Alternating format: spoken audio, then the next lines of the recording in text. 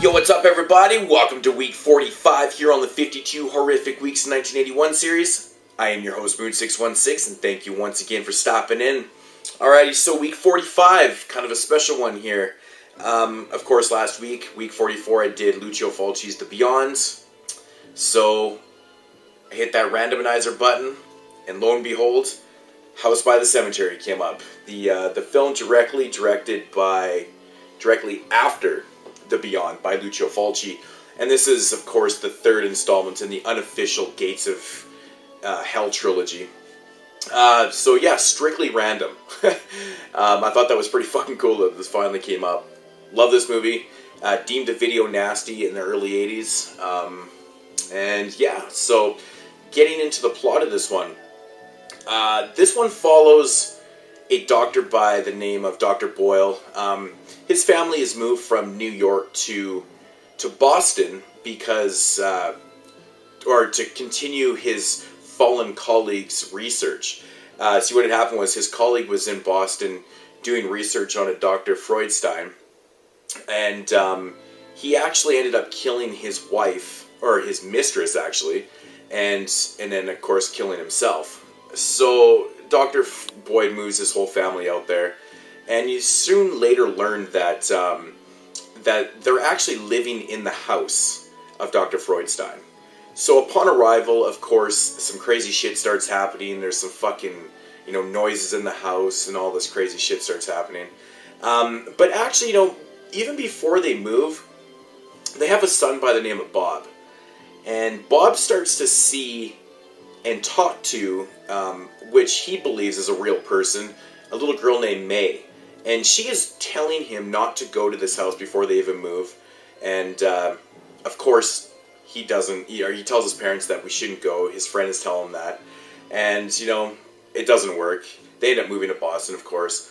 And lo and behold, when they get to Boston, he's still seeing this girl and talking to this girl and stuff like that. And nobody has seen this girl, so everyone's a little confused. I think he's going a little crazy or something like that. And one of the weirdest things about this film is that when the family first moves into the house in Boston, this girl shows up. She's kind of like the maid or the babysitter or whatever. She just kind of shows up and just offers to be, to help out and stuff. It's really kind of fucking random. Really random, actually. But anyways, so Dr. Boyd continues his research, and some more crazy shit starts happening in the house. And yeah, I'll just leave the plot right there. Can't really say a whole lot more about it. My thoughts on this one. First off, I fucking love this movie. This movie, this is when Fulci was directing such great movies. Like The Beyond is, I think, almost a perfect film. It has great effects in The Beyond. And so does this one. Now, this movie has some of the fucking craziest neck kills ever in it. All sorts of different types of neck kills. You got some stabbings, some slitting in the throat, some fucking throat rips, and really cool shit. This movie is gory and bloody as fuck. And I've got to say, it's probably got one of the most drawn-out bat attacks of all time, and bloodiest bat attacks ever caught on cinema. Or caught in film, in history, man. It's fucking crazy, man. I love the effects of this movie. It's awesome. It's got a great soundtrack. And some of the creepiest points in this film, the house that they used, it was quite obviously was not filmed in Boston. This was filmed probably back in the old country. But the house that they used was fantastic. Really old and raggedy looking. Captures some really awesome atmosphere. This movie's always been plagued by, the little boy's dubbing of the voice. I've seen this movie so many times that it doesn't really seem to bug me anymore, but I remember watching this movie for the first time years ago and just being, holy shit, that's got to be the worst dubbing of all time. But, once you watch it a bunch of times, it doesn't really matter. You kind of get over it. It's not that big of a deal. But yeah, getting back to the atmosphere in the film, I think some of the creepiest points in the movie are actually when there's no score, when it's really silent.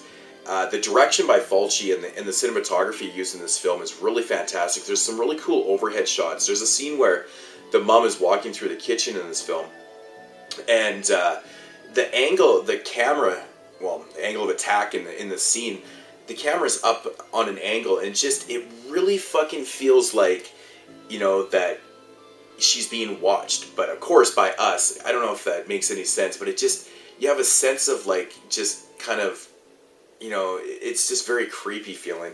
I love some of the shots in this movie. It's fucking fantastic. So everything really works. The story's pretty basic and stuff, and then this movie has actually a pretty cool twist to it. I think the twist is actually really neat. I remember the first time I watched this, I did not see that coming at all.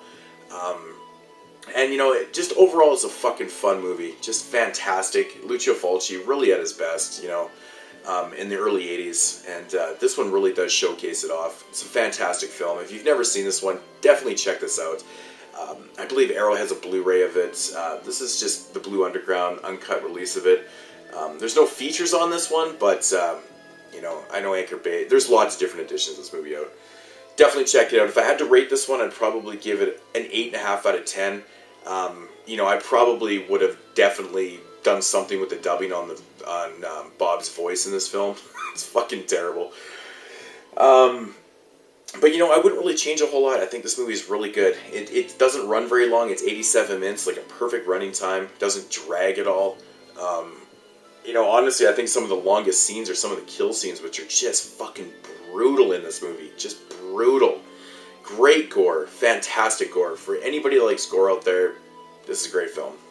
So, I don't really know what else to say about this one. I love Lucio Fulci films. I think he's just a fantastic director, and it just needs to be seen.